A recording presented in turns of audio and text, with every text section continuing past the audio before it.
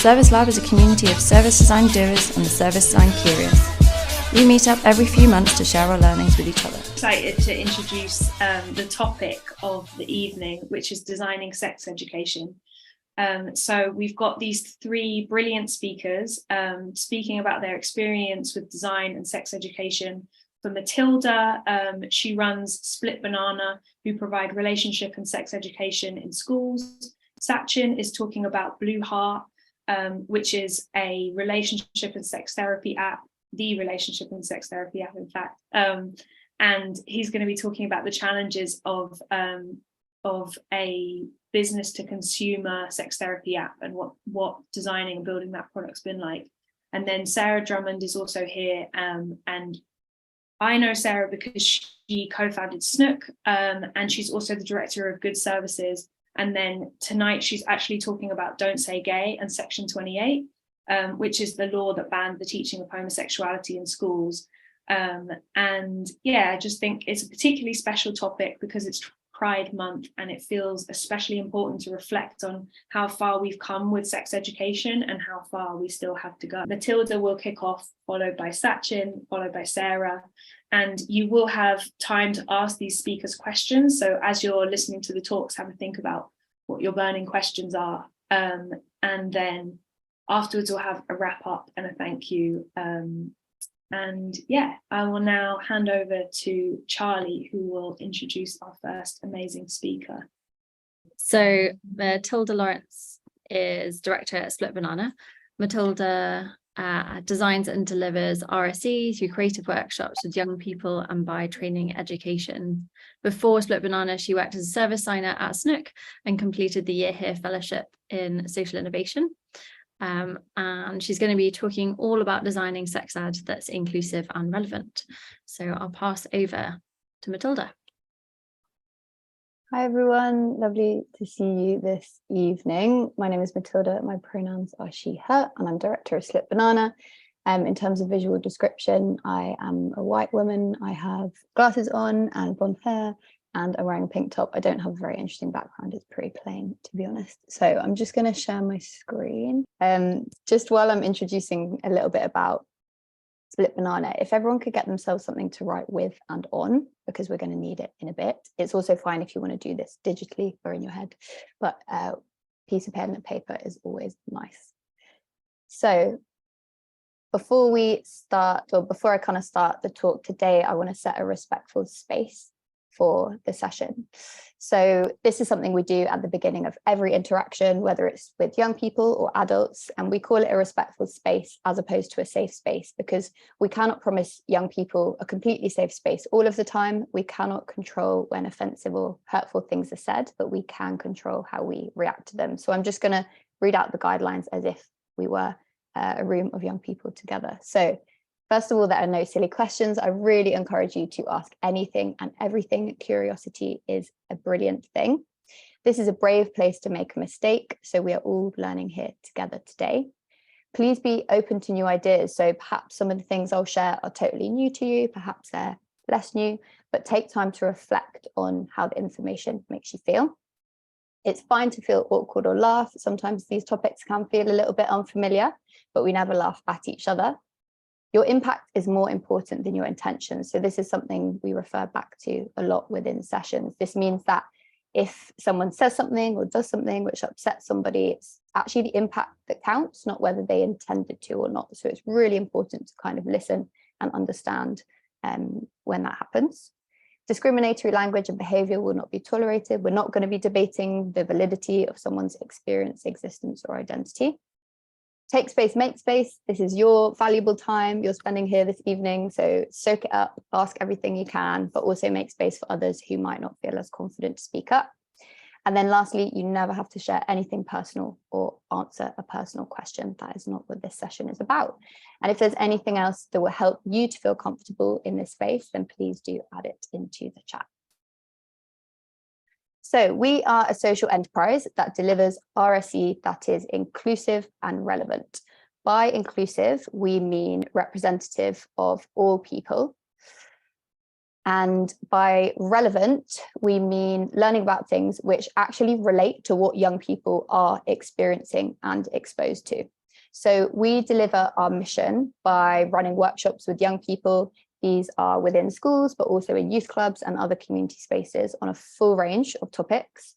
We also consult with schools and community organisations on their RSE provision to work out where the gaps are and how to improve it. And we also train educators to feel more confident and capable kind of having conversations around these topics. So we set up Split Banana. Oh, sorry, that zoomed through. We set up Split Banana with my co-founder, Anna, who is now PHSE lead at an East London school, in 2018, after we graduated from the Year Here Fellowship in Social Innovation and Enterprise. And during the fellowship, Anna and I both worked in inner city London secondary schools. And we really quickly noticed the total lack of RSE in our school settings.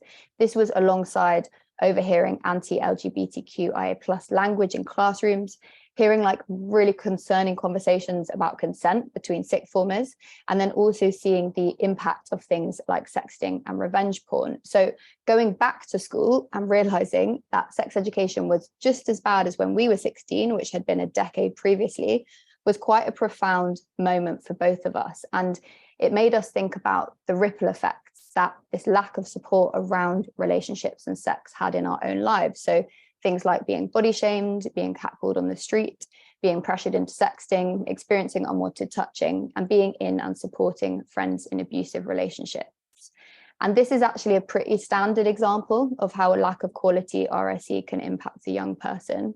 And as a white, non-disabled, cisgender woman, this list does not include systemic racism, anti-LGBTQIA+ discrimination, or ableism that affects many others' lives. So at Split Banana, we've spent the last 4 years researching, testing, getting trained, co-creating with those marginalized from RSE, and really trying to design a solution that puts young people's experiences at the heart. So I want us to just do a quick bit of reflection. I want you to consider, where did you learn about sex and relationships? So I want each person to draw a pie chart which shows where are the places you learned about sex and relationships from, and what did you learn from those places? So for example, hopefully you can see a little bit on my pie chart. I've got a section for kind of porn, which is where I learned only really about pleasure for people with penises. It was quite heteronormative as well. Magazines, I learned about kind of body shame. Family and friends learned a bit about body acceptance and relationship advice. So you're only going to have like a minute and a half to do this. It's super quick and we won't feed back, but I'd really love you to just take some time to reflect. And please only do so if you feel comfortable too. So I'll just play some music whilst we do that.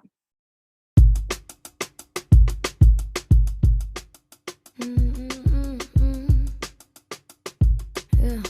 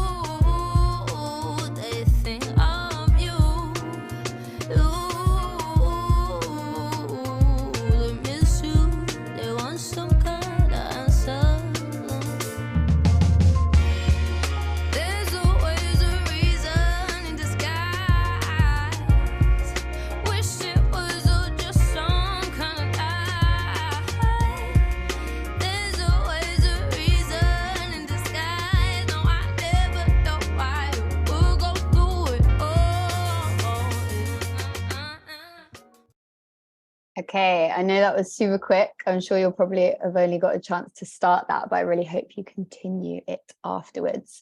We don't have time to feedback, but I hope you found it useful. Please do pop in any reflections that you want to bring up in the chat. So I'm guessing that most people probably had no educational spaces to learn about relationships and sex, or if they did, it's maybe that those spaces didn't give them messages that made them feel good. Maybe they were fear-mongering, maybe they were heteronormative, which means seeing heterosexual cisgender relationships as the kind of normal or default relationship, whereas there are heaps of different ways to be in relationships. So we exist because bad RSE still exists, and we exist to transform RSE. We want to make it engaging and safe whilst reflecting young people's lived realities.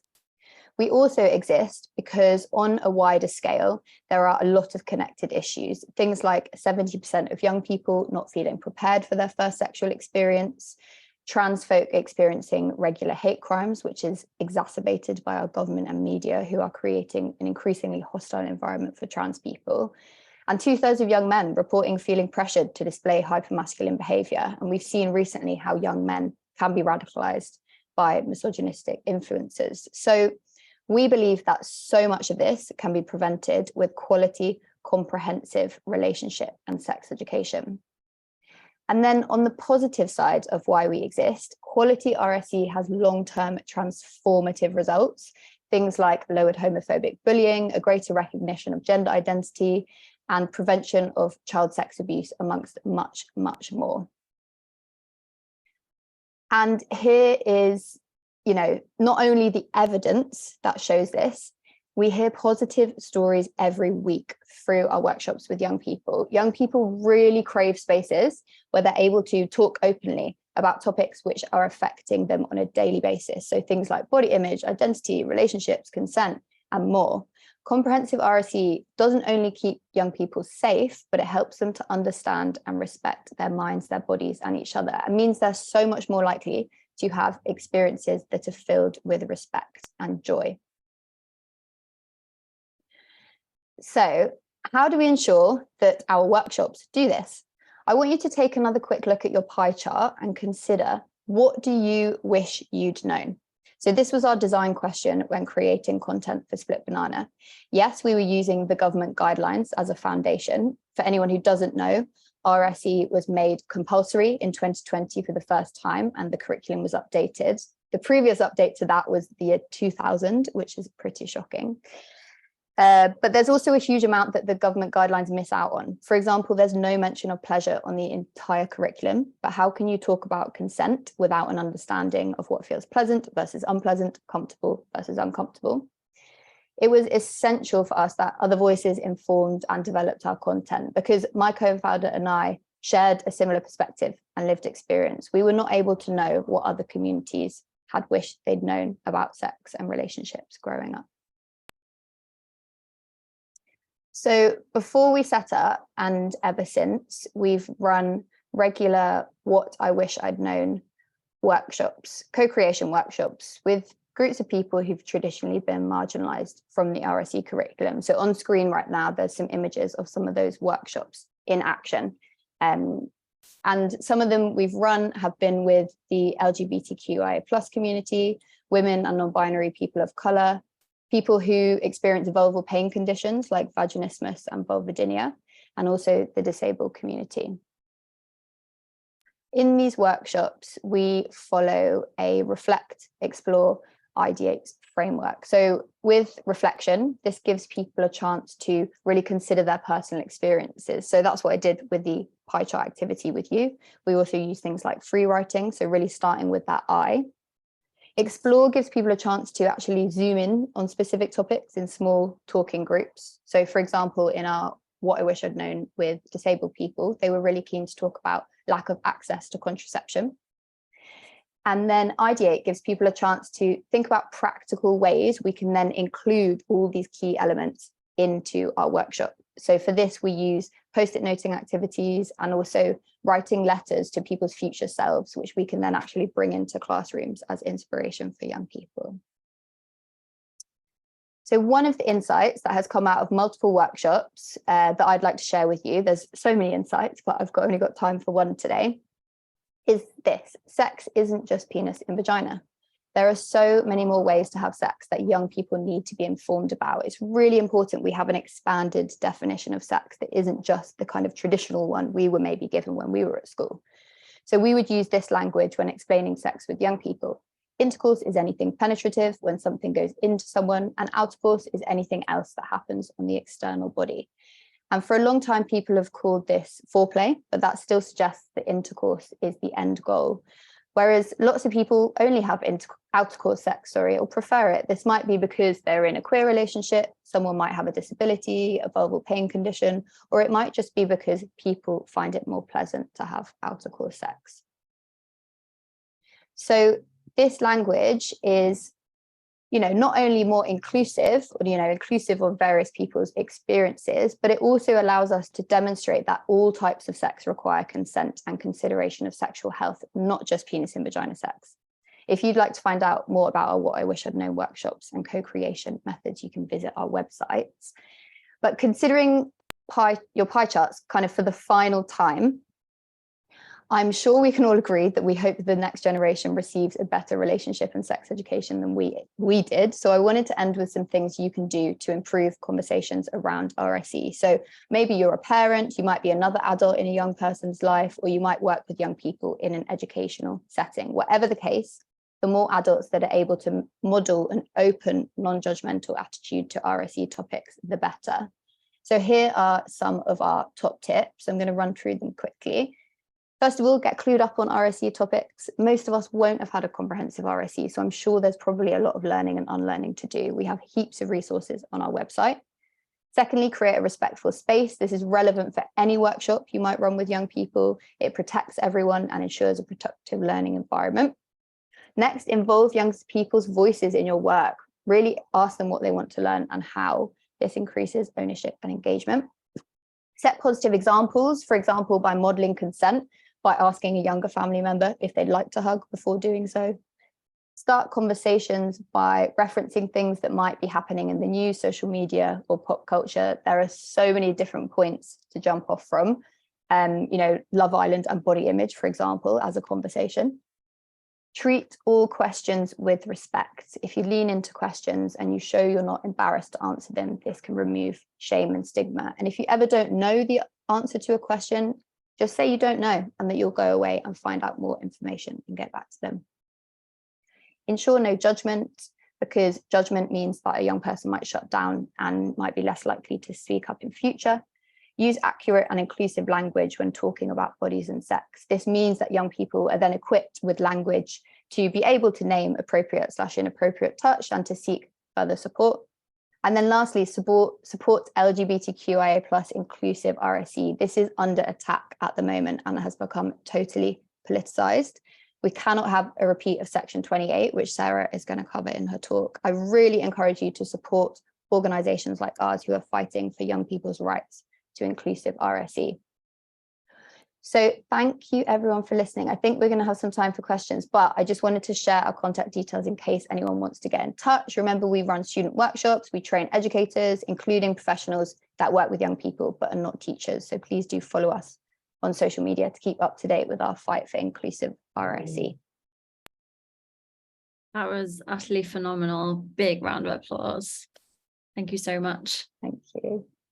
Yes, we'll open up for questions. Feel free to unmute yourself and jump in with something or put something in the chat.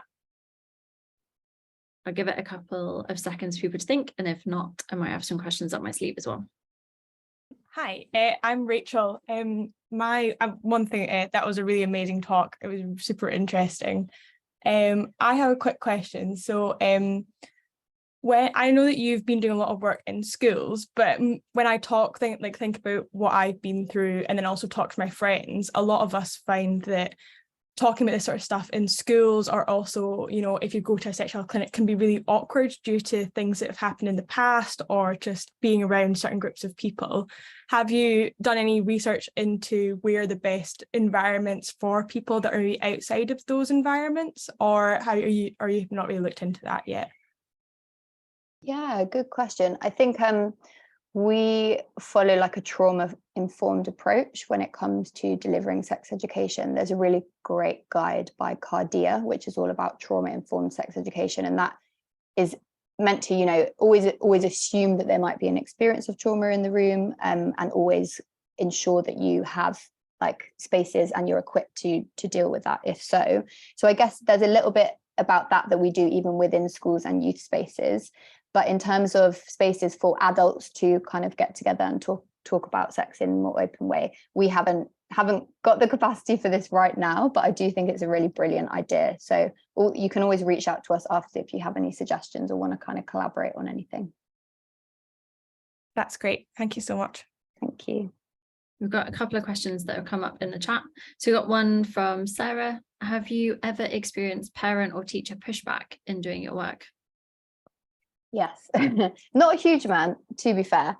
But with everything that is happening in the media at the moment, I don't know if people have been following, but there's been like quite a big pushback on RSE, people using the kind of time-old arguments that RSE sexualizes young people, which is just completely incorrect. It actually does the opposite. It means young people are more likely to delay first sex until they're ready, etc., etc. So yeah, we have received a little bit, but to be honest, it's mainly when parents are reading a lot of very fear-mongering things online about what their children are being taught, and it's completely factually incorrect information. And once you have a chat with a parent, or you actually show them the resources and explain why you're doing it, then they understand.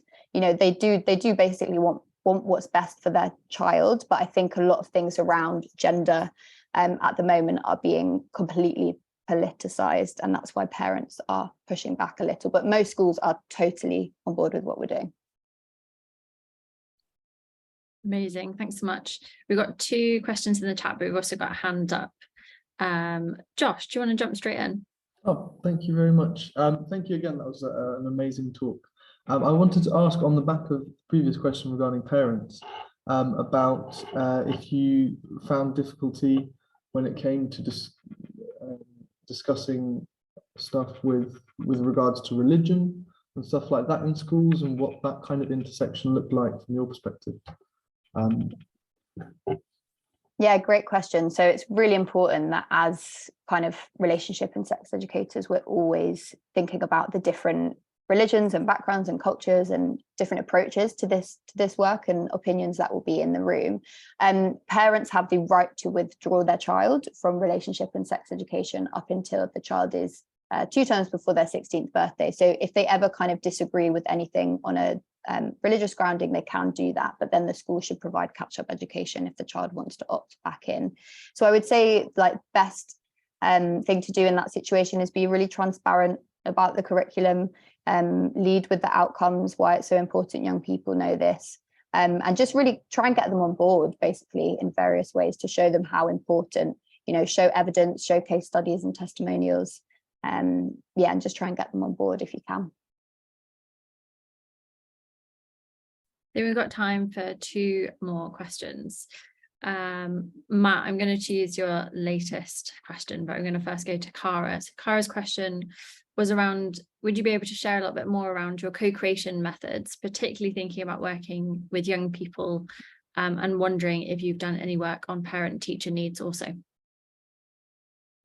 Yeah, so I think we haven't done a huge amount of co-creation with young people, but we have actually done what I wish I'd known with kind of 16 to 18-year-olds before, and we have used similar methods. So we follow the framework of I, we, us. So it's like starting with the I, reflect on your own personal experience, then go to the we, what's our kind of interpersonal relationship to that topic, and then wider, the us, like wider society, why is that topic important, how does it relate? So we just do stuff like writing from the wrist, like post-it note ideation, writing letters, personas, like all of that kind of thing. And then parent teacher needs, so we do train teachers. Teachers a lot of the time don't feel confident to deliver this, so we do a lot of teacher training. And then in terms of parents, we don't do a huge amount of work with parents kind of on an open level. There's a really great organization called Outspoken Sex Ed who work specifically to provide guidance for parents. Sometimes we do parent talks through the school to let them know what the children are receiving. But yeah, I totally agree, Matt, there is a gap in education for adults and parents on this. So if we had more capacity, then we would definitely do it. But check out Outspoken Sex Ed. Awesome. I think we'll leave it there with questions. Thank you so much, Matilda. That was absolutely epic. And now I'm going to introduce Sachin, the co-founder and CEO of Blueheart, which is the leading digital relationship and sex therapy platform. This is for adults, so you're kind of getting the best of all worlds in terms of learning tonight. And just to give you a sense of scale, the Blueheart has already reached more than 50,000 couples across 160 countries, so all over the world. And they've also raised 2.7 million in the process of improving the app and just getting it out there and getting it to more people. So I will pass over to Sachin. I had to say all of that because I thought you might be humble. Thanks, Charlotte. Some of them are outdated. I think we actually hit 600,000 people in $4 million now. So just a little bit of an update on that side. Yeah, I guess just hearing Matilda talk about child sexual education, I mean, and the lack thereof, those kids grow up to be adults, and those adults are sadly woefully uninformed about how to manage their relationships and how to manage sex and how to kind of deal with the negative consequences of that lack of information. And we at Blueheart just wanted to build a product geared specifically towards adults that are struggling with those types of questions, offer them a place to go. And the reason for that is largely people become very aware of these problems, but they find it very difficult to find access to help. And that is usually prohibited by cost, because going to a therapist is extremely expensive. They are embarrassed because society tells them that anything around sex is embarrassing, and problems around it are even worse. And then there's also the geographic element of, you know, if you are somewhere else in the world, especially if you don't speak English, then you may also find it very, very difficult. And so we wanted to create a consumer app where anyone, regardless of where you are in the world, and using technology in a way that would reduce the cost extremely significantly and try to mitigate that embarrassment factor because it's digital, there's no one to speak to, so that we can offer that across the world. And I'm very happy that we did. I've just remembered that I didn't give myself a description of myself when starting, so I'm going to do that now. My name is Sachin. My pronouns are they, them. I am in a cabin-like situation in Switzerland. So there's wooden panels behind me. I am mixed race, half Indian, half English. Grew up in London, so that's where my English accent comes from. And I'm wearing a white t-shirt. So just continuing on, I don't want to give you too much about Blueheart, because I think what's a lot more interesting to share with you is actually the lessons we learned from Blueheart. And more importantly, as the title of what I'll talk about is the challenges one faces with a B2C sex product. There are some very unique challenges that sex and relationship products face that other companies and products don't face, purely because we live in a society that very much hates sex and relationships. And as a result, there are a lot of restrictions around what we can and can't do, and that can make it very difficult. Some of those restrictions are like baked into technology we use, and some of them are socially reinforced, but nonetheless, they are things that we have discovered that impact us, but don't necessarily impact all products. So I want to shine a light on these, because I think if you are either designing a product in these spaces or even interested in launching something yourself, these are the things that we've learned through our own trials and tribulations, that we have found that if someone takes heed to, they may just be able to learn from our lessons rather than having to learn them on their own. Kind of a bit more of a background. I also know most of the other founders in the kind of consumer space, in the kind of sex and relationships area, and so some of these lessons are also kind of from the hive mind of all of us experiencing very similar things, rather than just the experience of myself at Blueheart. And I will try my best not to say what anyone should do, and I will just tell you about our story, our experience, and you can all glean from that and come to whichever conclusions you feel are appropriate for you. So I will start with the first.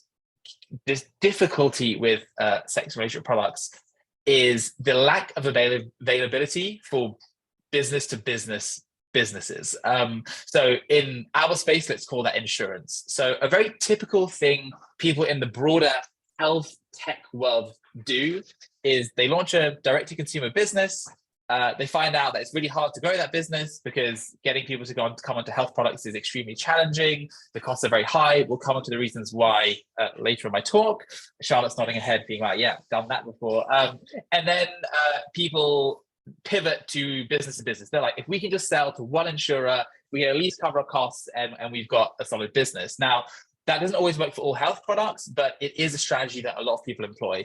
That is unfortunately something that is very difficult to do if you're in the sex and relationship space. And I would say a route that is at the moment somewhat like almost disqualifying, mainly because insurers, again, are not particularly forward thinking when it comes to relationships and sex and how that impacts our health overall, both physical and mental, but they just don't want to touch anything that is kind of in the realm of like sex, pleasure, or relationships. And as a result, the ability to get an insurance company to cover you on their plans to then provide that to their customers is, I think, so minimal at this point that I would not really consider an option. And that's something that just we've learned through speaking to insurers, speaking to other companies, people trying to do that route, finding it difficult. Obviously, my hope for the world overall through the work of people like Matilda is that people will become more forward thinking. They will really see the kind of human existence as a bit more holistic and how important and central sex relations are to our health and happiness, which I would say is number one. Not unfortunately, the people running those companies don't necessarily agree with me. And hopefully as the world moves forward, that will change. But as it stands right now, insurers and sex relationships as a kind of like strong business route is one that is very difficult to deploy. So I personally would kind of steer away from that if that was something that anyone is thinking about designing or strategizing around. That's the should that I've dropped in one. Whoops. The next point that makes things difficult, and if anyone is designing in our space or in this space, you will experience, which is advertising. So lots of typical routes that people do when they launch tech products, and I'm sure you've experienced this as a consumer, is people market to you on Google and Facebook. These are the two primary channels for marketing.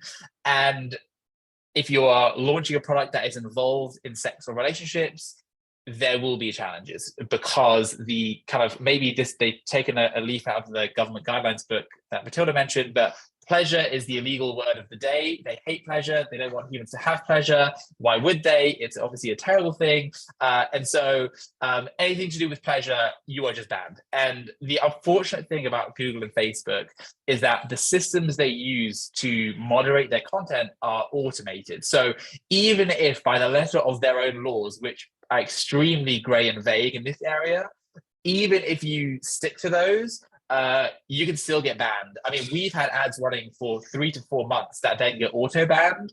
And unfortunately, if you then get banned on later instances, you eventually get a shadow ban, which they automatically ban your adverts before being able to let you do it. We've had account managers that are dedicated to our account, and we've still had challenges.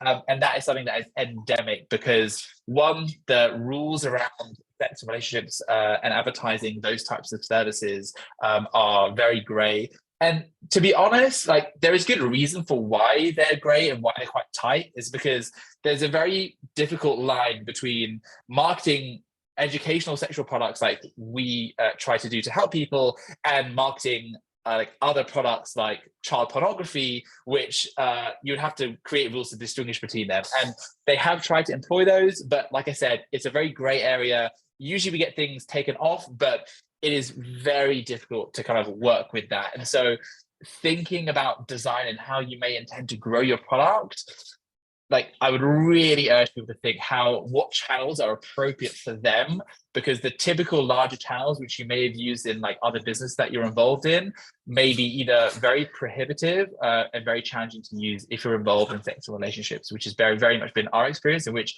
for Blueheart, I would almost we've discontinued them on pretty much all of those platforms entirely, and instead cast our mind towards content as a much more like kind of robust route for us to go down.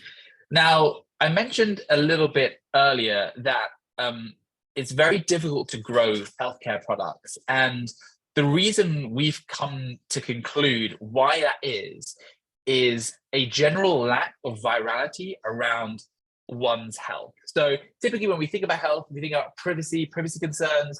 And then when you think about your sexual health and your relationship health, there's like an added layer of, oh my God, I'm not going to broadcast or advertise to my network, my friends, that I have sex problems. Like that is something that most people will not do, will never do. And that is something that's also wider in health, which is why launching healthcare direct-to-consumer businesses are extremely difficult.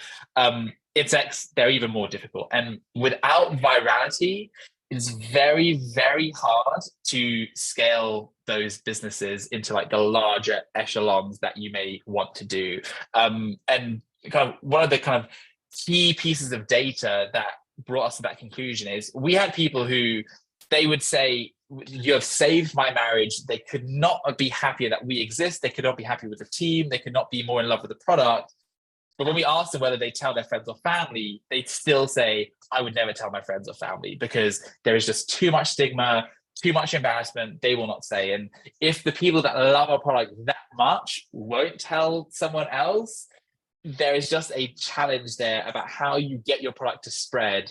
Because if people aren't sharing their experience with other people, it essentially means you have to pay to acquire every single new user.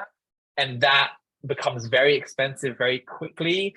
And from a kind of unit economics point, which is how much money do you make from a new user versus how much does it cost to acquire them, that rising customer acquisition cost overtakes how much you make from people very quickly.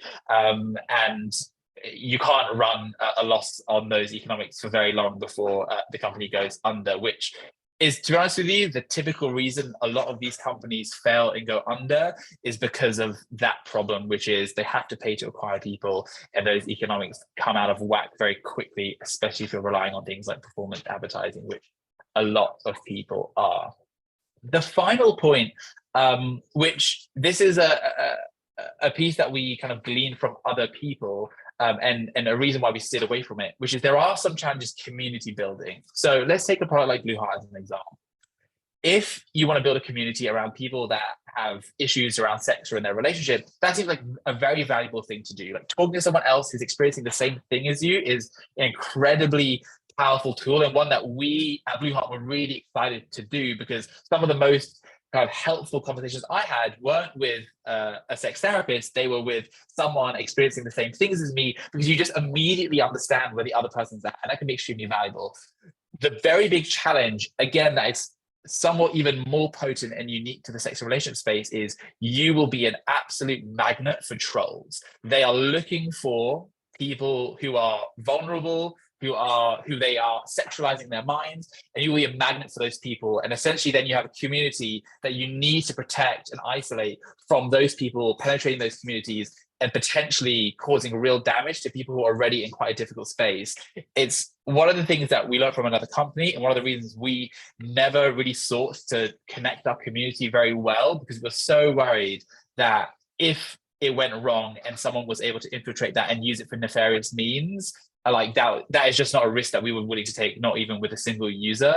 And so that is something that, again, other companies may not have such a big challenge, but if you are working with anyone in a vulnerable position, and particularly if they're sexually vulnerable, you will just naturally draw those people in. And that is something that is unfortunately sad about the world we live in, but one of the realities, and that again is another drawback. So when thinking about, again, designing any type of product or company in this space, I think that's just something that everyone should really think about and really think hard about moderation and how they're going to successfully achieve that, because it's something that is going to be unavoidable. And if you can't do it, we decided that we wouldn't do it as a result of the safety of those users. I'm thinking about some of the challenges. I want to just kind of like paint a slightly more brighter picture, which is how to mitigate some of those challenges. So these are some of the challenges that we face, and it's like, here are the things that either we did or would have done given starting over from scratch again. So one of them is,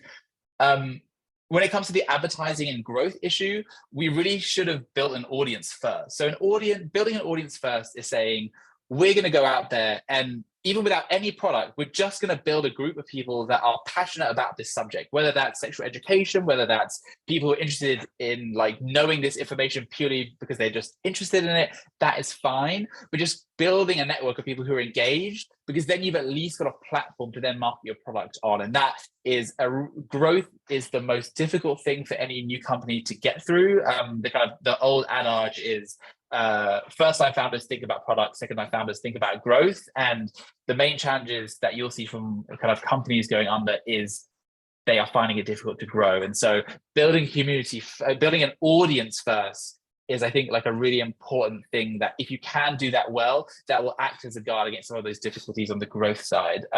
The second piece is picking an appropriate marketing channel. So I follow this kind of the former head of product at Airbnb's thesis, which is there are typically 4 channels you can start growth on.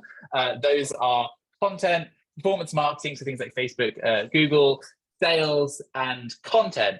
And sales, typically you need a sales team, which means you need to be making probably $10,000 from your customers, which I think is relevant in the direct-to-consumer space.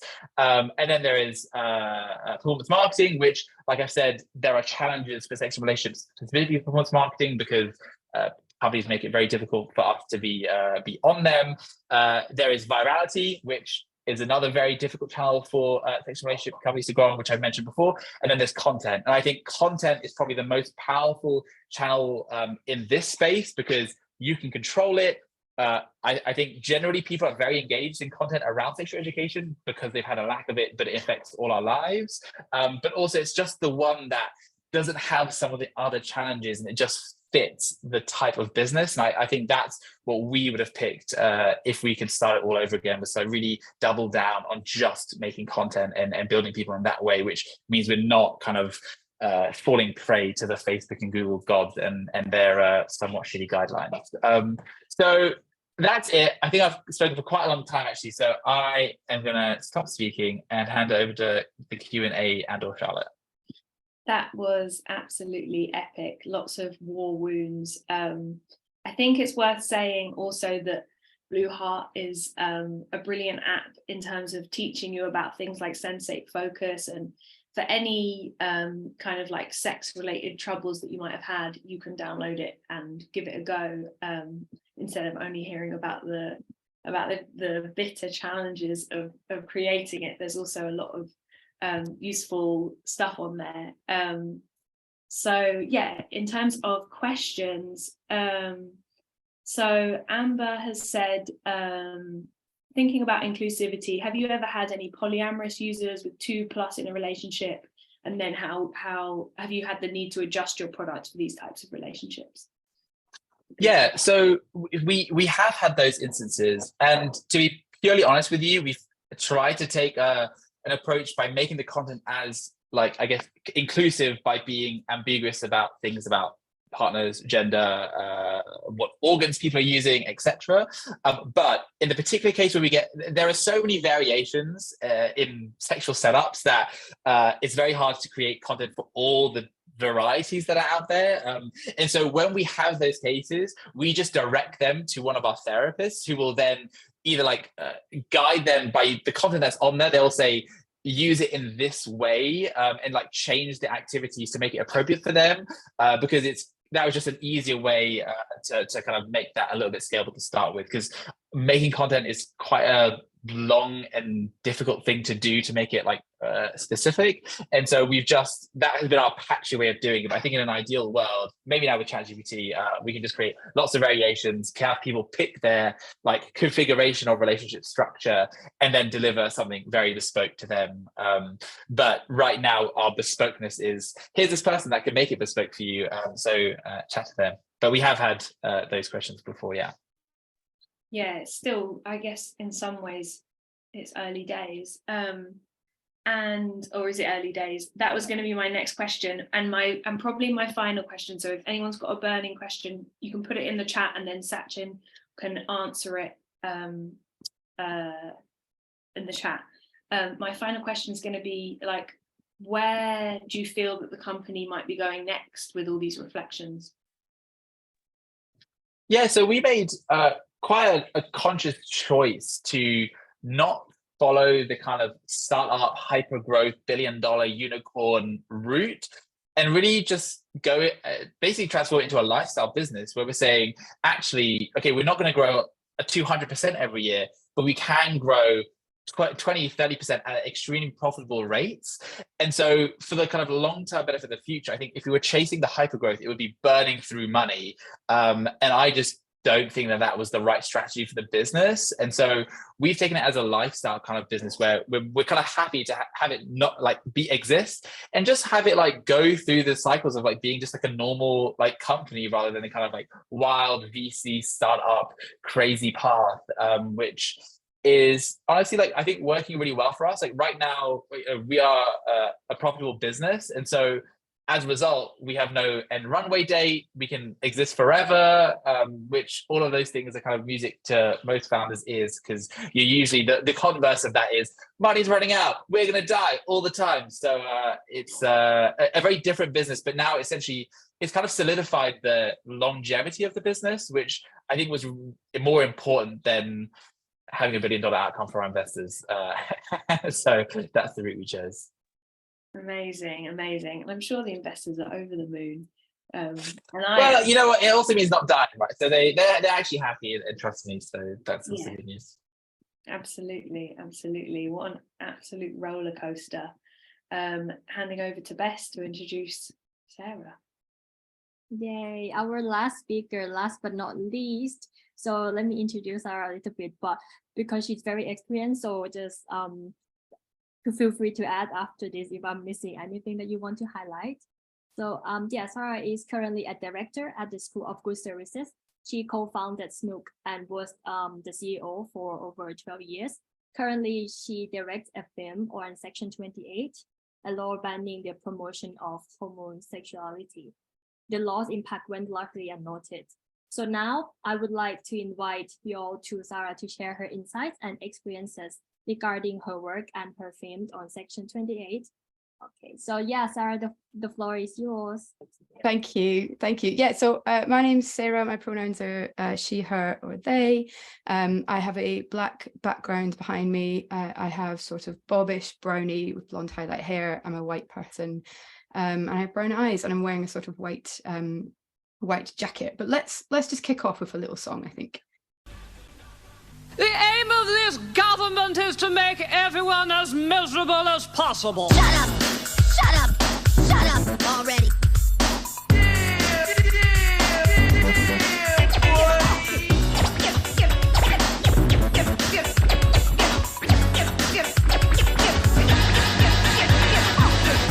Anyway, that is a classic actually from 1988 from the artist Boy George. I just thought we should start with it because no one ever gets to listen to it. Anyway, my name's Sarah. I'm your homosexual for this evening. 1998 me didn't know that homosexuals existed, but I did know that I wanted to hug the Blue Peter presenter Philippa Forrester a little bit too much. This is a story about a law that was so effective, the people who were affected by it, like me, didn't even know it existed. And you might be thinking like, Sarah, how did I not know that homosexuals existed? Because they're everywhere, hiding in corridors, behind trees, they're everywhere in society. Well, I'm going to tell you a story tonight. I'm just going to give a few really quick caveats for anybody watching. I'm going to mention homophobia, I'm going to mention transphobia, and I'll probably touch upon the theme of racism as well. So it's just a bit of a kind of caveat to the talk. I'm also going to talk about some bad stuff religious entities did. It doesn't mean that there are not great LGBTQ supportive religious entities and institutions out there, but I'm going to talk about some of the maybe less good ones. So I just wanted to put that out there before I get directly into the talk. But the reason I didn't know that homosexuals like myself existed is because of a law called Section 28, born on the 24th of May, 1988, 2 years after I came into the world. And it was part of something called the Local Government Act of 1988. And it stated that a local authority shall not intentionally promote homosexuality or publish material with the intention of promoting homosexuality or promote the teaching in any maintained school of the acceptability of homosexuality as a pretended family relationship. But how did we get here in the 1980s? Well, a couple of very, very quick history lessons to give you a sort of sense of the law and LGBTQ history. For 400 years, male homosexuality was a crime in Britain. Apparently, lesbians and women who were doing it didn't really exist. That's okay. It was called, the thing that was brought in was in 1533. It was called the Buggery Act, and it was brought in during the reign of Henry VIII. And this was the first time really in law that male homosexuality was targeted for persecution in the UK. So sex between men was punishable by death until 1861. But that's until something called the Wolfenden Report of 1957 came out. And this was very controversial at the time. But basically a lot of queer, or they might have not described themselves as queer at the time, but queer people, particularly gay men, who were quite famous, were getting caught in the act. So some of government and some of the media decided to sort of look forward at doing this report to kind of review some of the legal constraints around homosexuality at the time.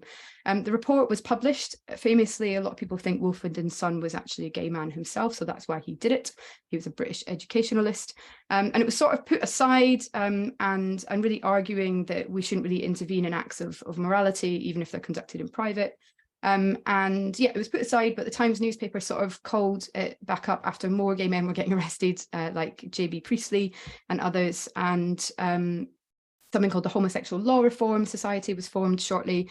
And this sort of paved the way for this, which was the Sexual Offences Act of 1967. So it took at least a decade from the Wolfenden Report to get to this point. And this basically made it legal for people to commit homosexual acts, but really only in private. The unfortunate thing of this bill is that it increased the number of arrests actually, and purposeful police stings to go after people who were deemed gay or queer, and it was only for people over the age of 21. So you were allowed to have sexual relationships with the same sex if you were over 21, and that wasn't repealed for a very long time until the 21st century. So it's just a little bit of quick history about the sort of legality of where we are. And fast forward, and I'm going to fast forward through a lot of history and miss a lot of complexity out about why Section 28 came into being, but I'm going to take you through a kind of simplified narrative of it.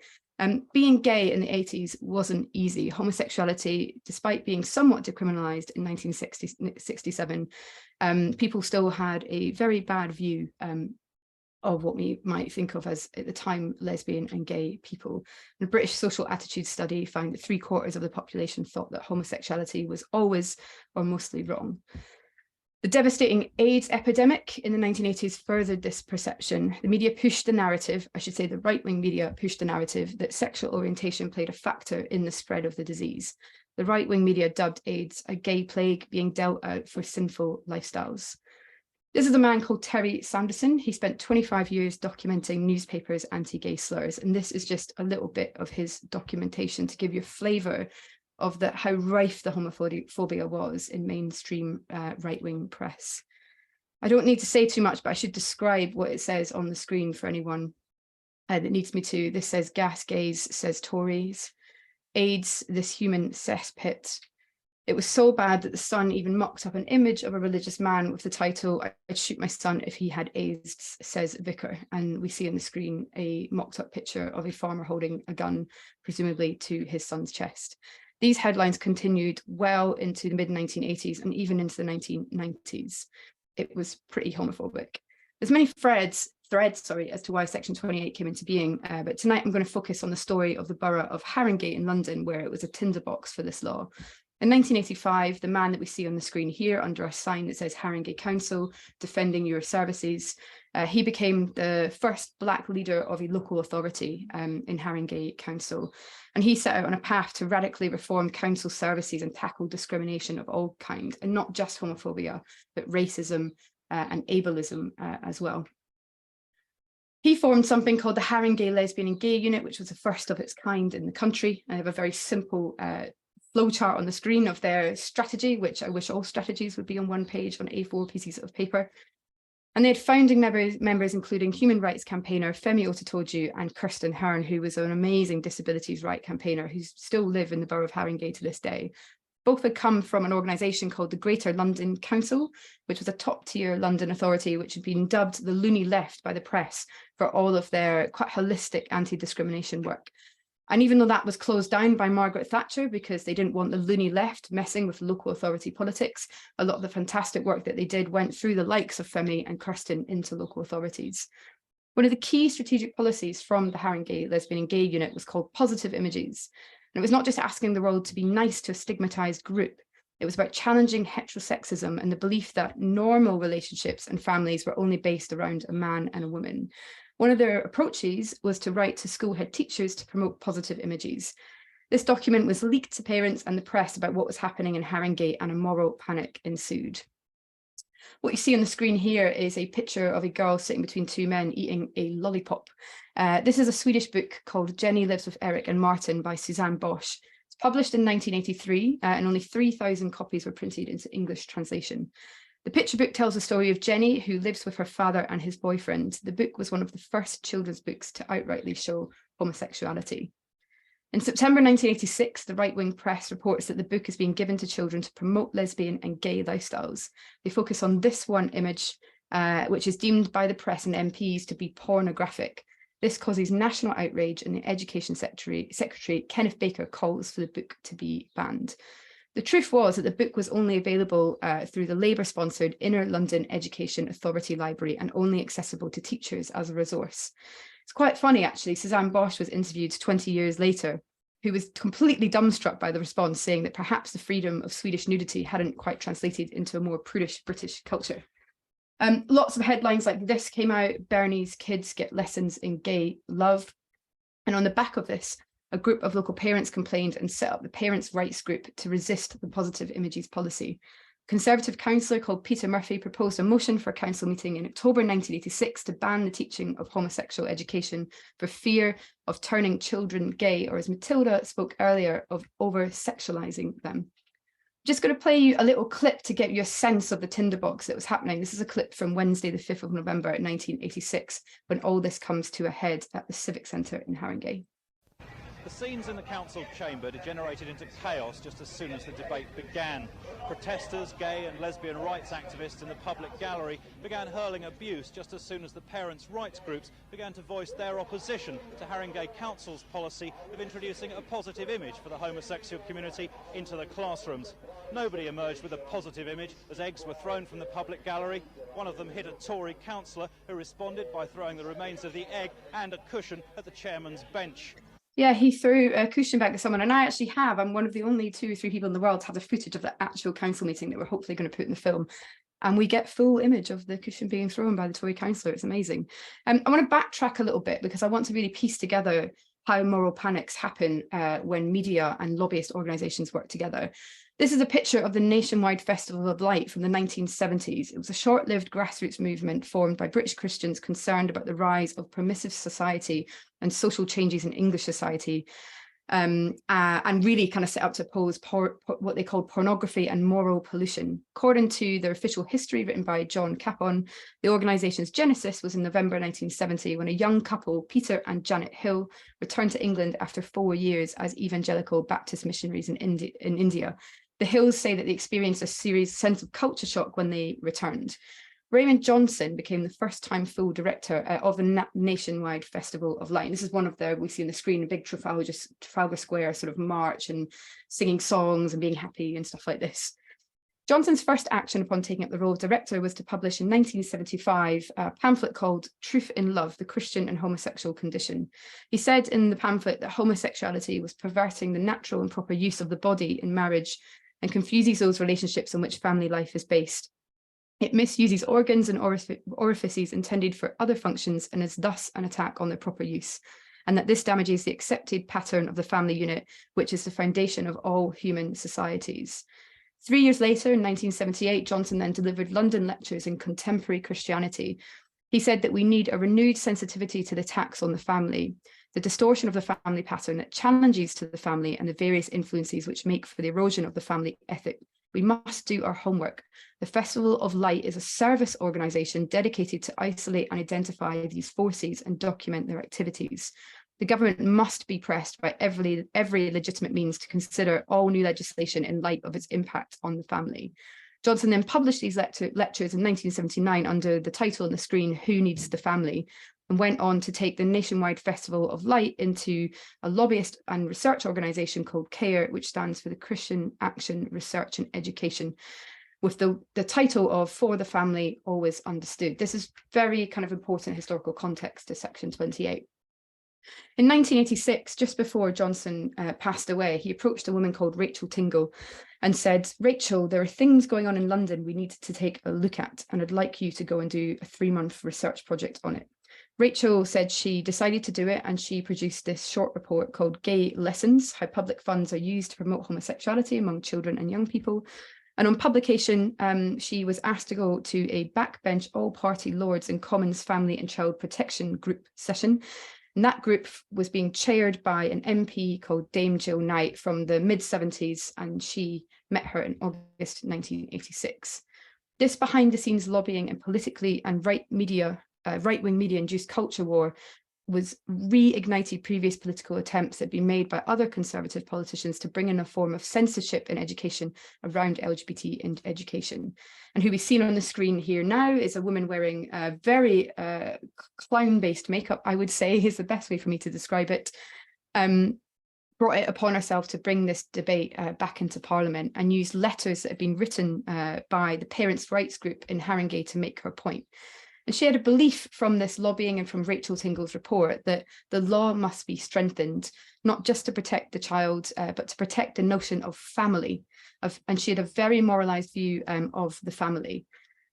And she said some of these things in Parliament. She said that there was a playbook for kids about sex in which brightly coloured pictures of little stick men showed all about homosexuality and how it was done. And that she said that this book was for children as young as 5, and I should be surprised if anybody supports that. She was taking this from parents writing to her from places like Haringey.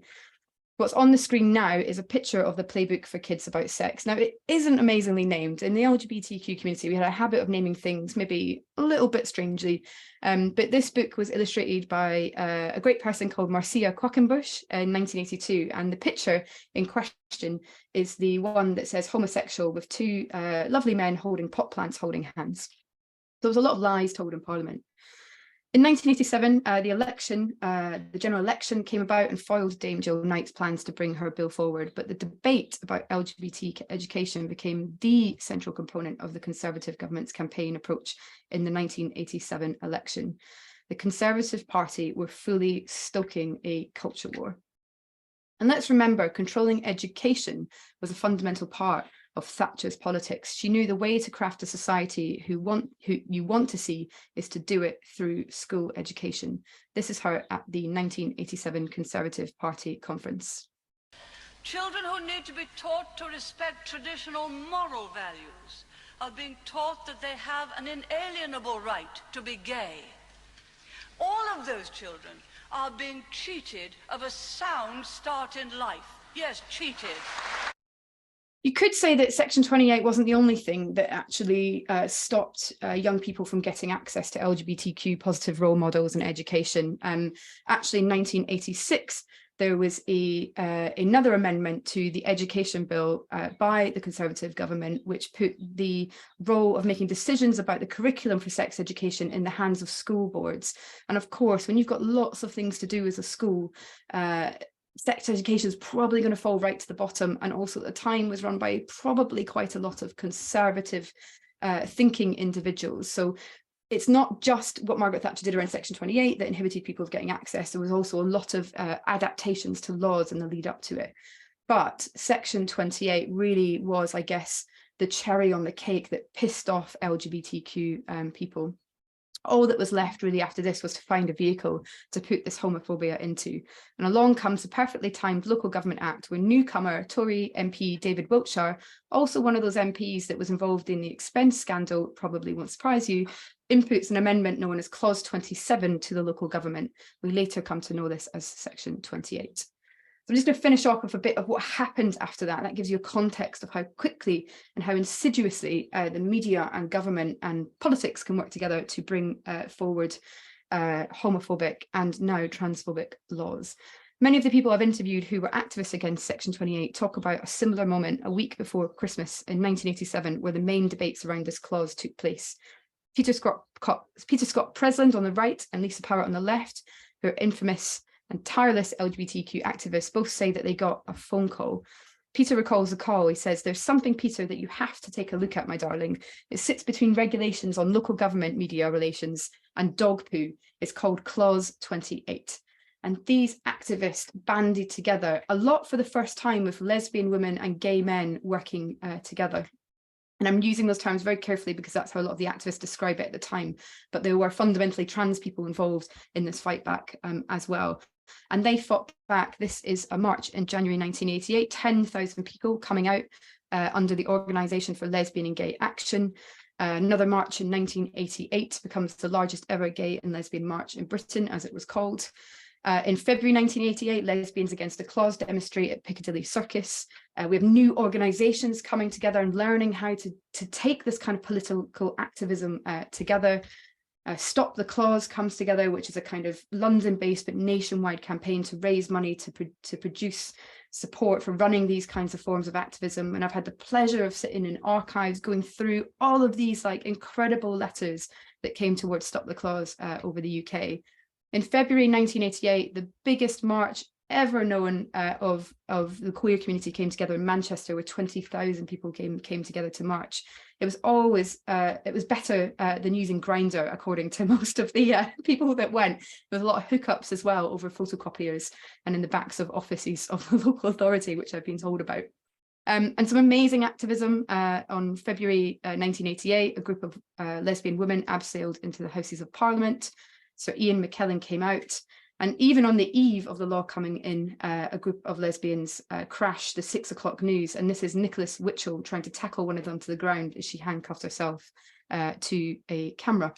The news was brilliant the next day. That was their attention. And it might all seem quite sort of fun, and it was a fun form of activism, but it left people like me sitting under a state-sponsored silence. If, like me, you started school in the 90s, it's likely you don't remember the AIDS epidemic. We all still thought that George Michael was a straight sensation, and there really wasn't anything on television at all that hinted before the watershed of LGBTQ existence. It's also important to remember that my generation didn't have the internet until close to leaving school, if not until we left school. And I think this was a form of state-sponsored silence, quite a fascist response, actually, to fear-mongering of an LGBT community. And I think we probably lost a lot of people through it.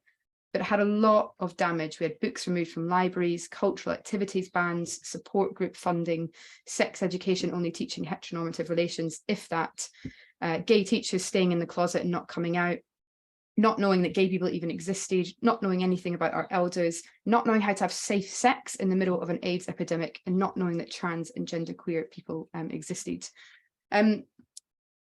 It was repealed in the year 2000 in Scotland and repealed in the year 2003, but not without more insidious arguments that you can read about on the Hansard Review, where there was a lot of very homophobic commentary made. But I've gone on way too long. I'm so sorry. I got very excited about this talk. But I think that history really repeats itself when you stop people learning about the past. As Matilda warned, we're on the precipice of going back in time. History always repeats itself. Around the world, there's similar laws coming into action.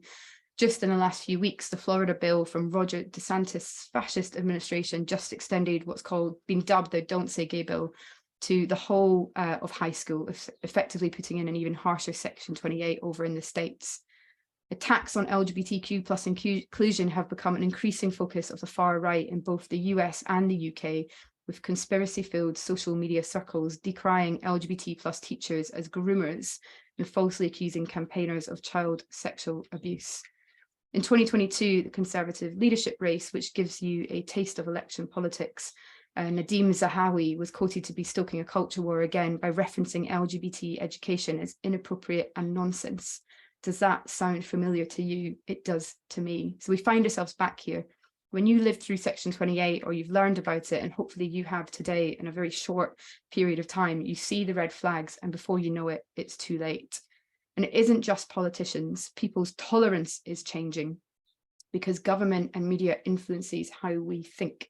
Over the last 5 years, there's been numerous occasions where we've heard teachers have been bombarded to remove LGBT education from the curriculum. And this petition in the UK from March 2023 is no different.